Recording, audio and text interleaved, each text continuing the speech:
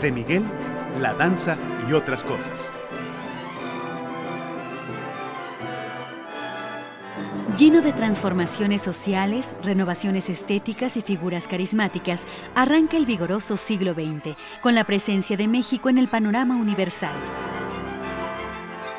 En ese contexto, surge la figura de Miguel Covarrubias. Nació en 1904, bajo circunstancias que marcaron de manera favorable su sino. En su familia hubo personajes que ocuparon cargos públicos, tanto en el régimen porfirista como en el revolucionario, lo cual le permitió transitar sin contratiempos ni rupturas violentas de un régimen a otro. Efusivo y tímido a la vez, con dotes naturales para el dibujo, inició su formación autodidacta en 1920 y luego empezó a trabajar con personalidades de la cultura y de la plástica mexicana como Rufino Tamayo, Antonio Ruiz, El Corsito, Abraham Ángel y Julio Castellanos. Para 1923 ya participaba como ilustrador en el método de dibujo de Adolfo Bess Mugart. Durante una breve visita a México, José Juan Tablada, quien residía en Nueva York, lo conoció e invitó a desarrollar su carrera en esa ciudad. Escenario de una intensa vida intelectual y sede del arte moderno, incluida la danza. Tablada introdujo a Covarrubias en el ambiente artístico neoyorquino, por el que desfilaban figuras como Picasso, Stravinsky, Diaghilev, Jean Cocteau y James Joyce, entre muchas otras. A la vuelta de 3 años, el chamaco, como lo habían apodado los intelectuales mexicanos, se había convertido en uno de los ilustradores más reconocidos del medio y publicaba en libros y revistas como Vanity Fair y Vogue. José Limón relata cómo conoció a la pareja Covarrubias, integrada por Miguel y Rosa Rolanda, en 1930, en una fiesta que tuvo lugar después de una función de teatro. Eran jóvenes, bellos e infinitamente atractivos. Formaban parte de un grupo de artistas e intelectuales mexicanos residentes en Nueva York, entre los que se encontraban, además de Tablada, Adamo Boari, Adolfo Bess Mugart, entre otros.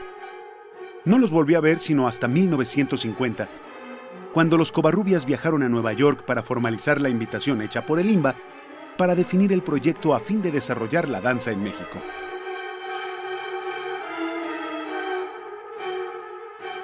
En sus viajes a Oriente, Bali, Japón, Shanghái, Hong Kong, Manila, Java, Singapur, se acercó a un mundo prácticamente desconocido para la mayoría de los occidentales. En México visitó lugares como Tehuantepec y el Sotavento.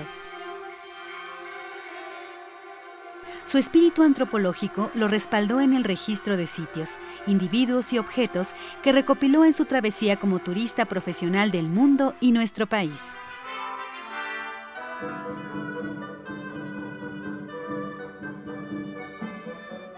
Silvia Navarrete afirma que funda su fuerza en la economía de trazo, dinamismo en la forma que se resumen en elementos parcos y rítmicos. Además, poseía una visión sintética, en ocasiones llena de humor.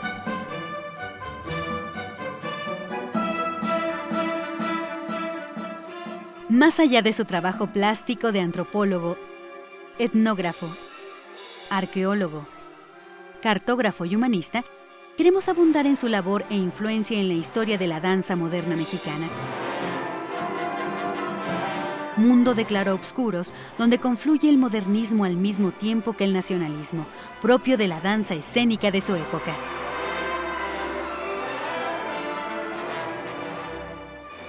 Tras su larga ausencia, Miguel Covarrubias llegó a México en junio de 1950 con el nombramiento de jefe del Departamento de Danza. Era la etapa final del régimen de Miguel Alemán, quien había creado el Instituto Nacional de Bellas Artes, y por primera vez se contaba con un departamento de danza con funciones y presupuesto propio. Su acentuada sensibilidad por el movimiento y su afición por la danza como dibujante y asiduo espectador, además de haber creado escenografía y vestuario para obras como Rancho Mexicano, y el Ballet de Tehuantepec, presentados en Broadway, lo validaban en el cargo.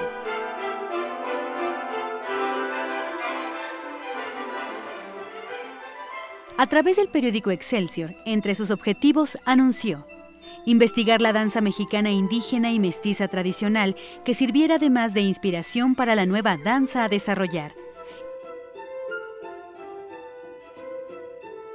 Intensificar la instrucción dancística en general, tanto en el Distrito Federal como en el interior de la República. Y por último, asentar bases sólidas para desarrollar la danza profesional, con perfil nacional y un trabajo técnico avanzado.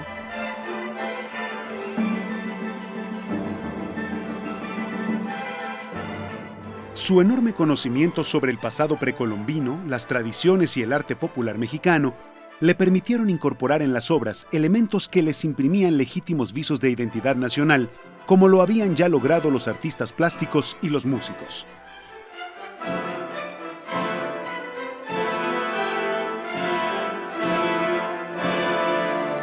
En un primer momento, invitó a la Academia de la Danza Mexicana al bailarín norteamericano Javier Francis. Creó la sección académica e invitó a filósofos, historiadores del arte y folcloristas de la talla de Luis Ríos y Vicente T. Mendoza, y también a creadores de disciplinas afines, como Francisco Domínguez, Julio Prieto, Antonio López Mancera. Covarrubias mismo se encargó de impartir las materias de arqueología y culturas prehispánicas.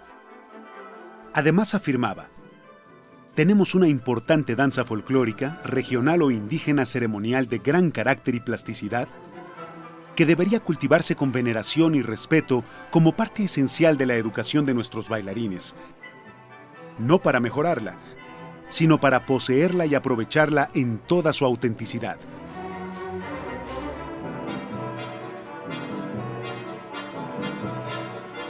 Con su inteligencia y carisma logró congregar y cohesionar al convulsivo gremio dancístico.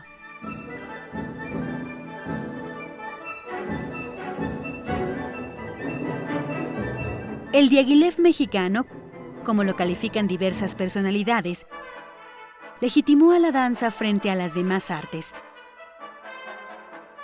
Su apoyo fue tal que para el estreno de alguna temporada se le vio descolgar su propia obra plástica de su casa de Tizapán para venderla a Mizrahi y poder así salvar la situación económica del momento.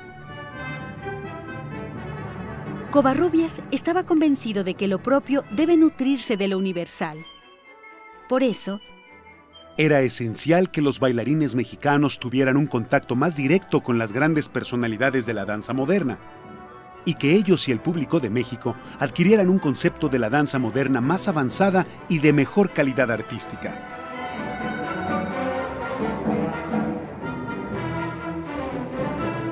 Ese fue el motivo por el que Covarrubias invitó a José Limón, quien llegó en septiembre de 1950. En Limón se concentraban varios atributos fundamentales: su inclinación por tratar temas mexicanos, su capital corporal y el hecho de contar con métodos de composición recibidos de su maestra Doris Humphrey.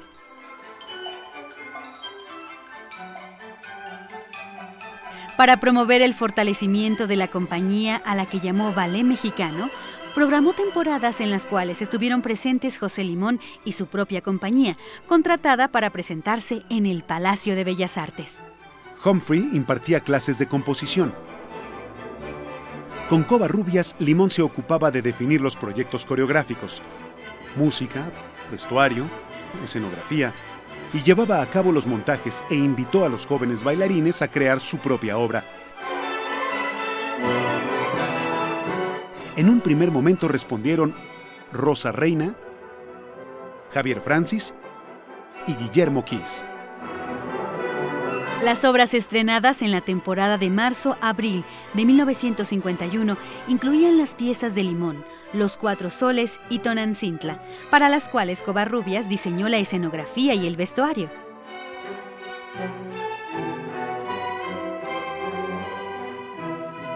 A pesar del éxito alcanzado, Covarrubias declaró en prensa su severo autoanálisis. Los pasos de jarabe, las sonajas, los rebozos y guaraches son elementos mexicanos para la danza, pero no son la danza en sí. Lo que se necesita es asimilar el espíritu mexicano. Luego vinieron la segunda, tercera y cuarta temporadas.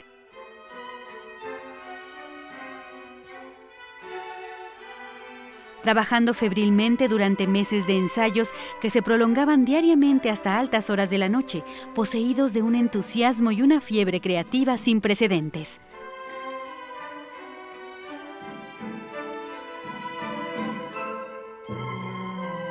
De entre las obras destacaron Antígona de José Limón,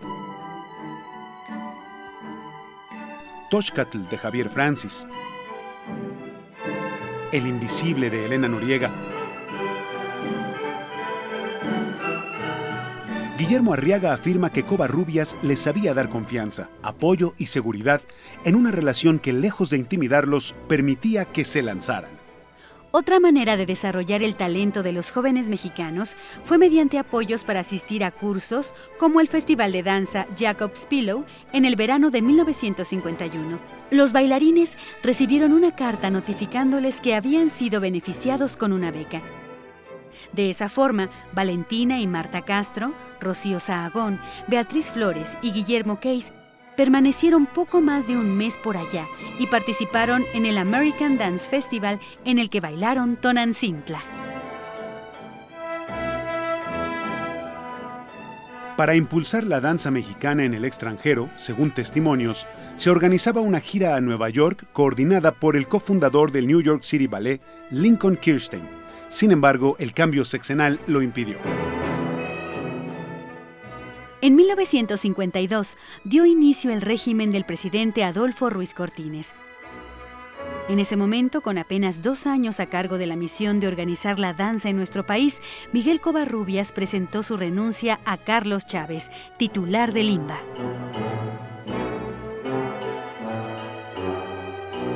México, Distrito Federal, a 29 de noviembre de 1952. Señor Carlos Chávez, Instituto Nacional de Bellas Artes, presente. Querido Carlos, te adjunto aquí mi renuncia oficial al puesto de jefe del Departamento de Danza del Instituto Nacional de Bellas Artes. Aprovecho una vez más la oportunidad de darte las gracias por la confianza que depositaste en mí durante los 2 años y medio que ocupé dicho puesto, por el apoyo moral y material que me otorgaste durante toda mi gestión y, sobre todo, la absoluta libertad de acción con la que pude trabajar en el departamento. El trabajo fue en todos los casos un placer debido a tu comprensión y paciencia, y creo con toda sinceridad que nuestra amistad ha pasado la prueba de fuego y se halla mejor cimentada que nunca. El colaborar contigo en una labor tan desinteresada y entusiasta fue un gran honor y una experiencia inolvidable. Tu amigo, Miguel Covarrubias. En respuesta, Chávez envía la propia. México, 29 de noviembre de 1952. Señor Miguel Covarrubias, jefe del Departamento de Danza, presente. Querido Miguel, ha sido muy grato para mí saber que el trabajo que hicimos aquí juntos por el desarrollo de la cultura artística de México te haya proporcionado, a ti como a mí, tanta satisfacción. Efectivamente, siempre he creído que una obra como esta solamente puede realizarse con fruto dentro de un ambiente de franca amistad. Pero, además, en el caso del departamento que dirigiste, pudo llevarse a cabo debido a la inquebrantable línea de trabajo que seguiste, a tu inteligencia y tu competencia y preparación. Quien quiera que juzgue objetivamente la labor del Departamento de Danza durante estos 2 años y pocos meses, tiene que reconocer que se ha hecho una obra de proporciones extraordinarias y sin precedente. Con muy afectuosos saludos, soy siempre tu amigo que mucho te quiere y admira, Carlos Chávez. Tras su renuncia a Limba, gracias a la relación con la joven bailarina Rocío Sahagón, quien se había convertido en su pareja y en cómplice de todos sus proyectos, experimentó un nuevo impulso en su creatividad. Entre muchas otras tareas y compromisos, Covarrubias se mantuvo trabajando en equipo con bailarines y coreógrafos.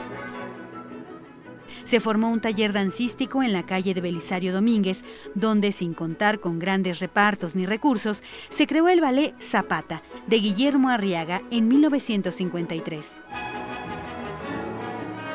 Al concluir el montaje, Arriaga, caracterizado como un campesino, y Sagaón, que personificando a la tierra, le mostraron el resultado a Covarrubias. Arriaga afirma: Miguel se sentó, nos vio y al final se le salieron las lágrimas.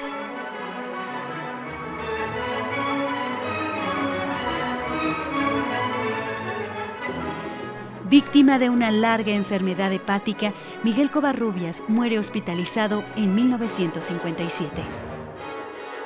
Gracias a su visión, pasión y trabajo, la danza mexicana vivió uno de los mejores capítulos de su historia, experiencia que no se ha repetido ni en magnitud ni en alcances.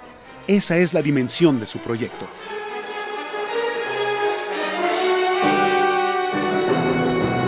Como ilustrador en el método de dibujo de Adolfo Bes Mugart. Durante una breve visita a México, José Juan Tablada, quien residía en Nueva York, lo conoció e invitó a desarrollar su carrera en esa ciudad. Escenario de una intensa vida intelectual y sede del arte moderno, incluida la danza.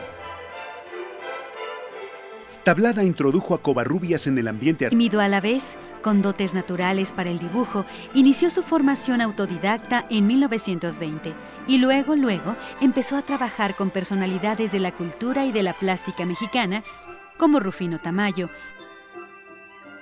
Antonio Ruiz, El Corcito, Abraham Ángel y Julio Castellanos. Para 1923 ya participaba con ellas.